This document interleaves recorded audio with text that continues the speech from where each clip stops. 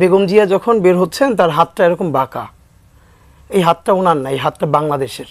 দেখেন আমার অ্যাক্টিভিজমের ভিন্ন জায়গা আছে, আমাকে বহুদিন ধরে যাচ্ছে না এবং গত 1.5 বছর ধরে, এই জন্য আমার অনেকে বলে যে আমি বিএনপির মানে কি এই ফেভারটা দিই কেন। আমার সারা জীবনে কোনো পলিটিক্যাল পার্সোনালিটির সাথে দেখা করার ইচ্ছে হয় নাই। ছোটোবেলা থেকে আমি একটা স্বপ্ন দেখছি যে বেগম জিয়া কোনোদিন আমার মাথায় হাত বুলাই দিতেছেন পরম মমতায়। একটা শুধু বলি, জাতীয় শিক্ষা সপ্তাহে আমি জাতীয় পর্যায়ে পুরস্কার পাইতে আসছিলাম, বেগম জিয়া তখন প্রধানমন্ত্রী।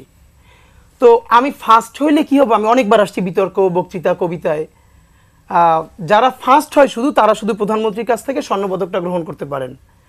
আমি খুবই আনফর্চুনেটলি 1 মার্কের জন্য সেকেন্ড হয়ে গেছিলাম। আমি ফার্স্ট হয়েছি, এই জন্য আমার মন খারাপ হয় নাই। আমার মনে আছে আমি ভীষণ কান্নাকাটি করছিলাম যে আমি বেগম জিয়ার সাথে দেখা করতে পারিনি এবং পুরস্কারটা নিতে পারি নাই তার হাত থেকে। এবং এই যে পার্সোনালিটি, দেখেন আমার আব্বা আমার এলাকার সম্ভ্রান্ত আলেম, তিনি কোনো নারীর সাথে তো দেখা করেন না, কিন্তু এই যে বেগম জিয়া শহীদ প্রেসিডেন্ট জিয়াউর রহমানের ওয়াইফ হয়েও তিনি একটা প্যারালাল পার্সোনালিটি, নিজস্ব বেগম জিয়া হয়ে উঠলেন। আপনি খেয়াল করেন, আপনি বেগম জিয়ার অ্যাপিয়ারেন্সে সে তো বোরকা পরে না, তিনি খুবই ফ্যাশনেবল একজন উইমেন তিনি। কিন্তু বাংলাদেশের কোটি কোটি ধর্মপ্রাণ নারীরা তারা তাকে যেই পরিমাণ ভালোবাসে, যেই পরিমাণ ওন করে, অথচ নির্বাচনের সময় হাসিনা মাথায় পট্টি বেঁধে তসবি বেঁধে তবুও সেই মানুষগুলোর মন জয় করতে পারে না।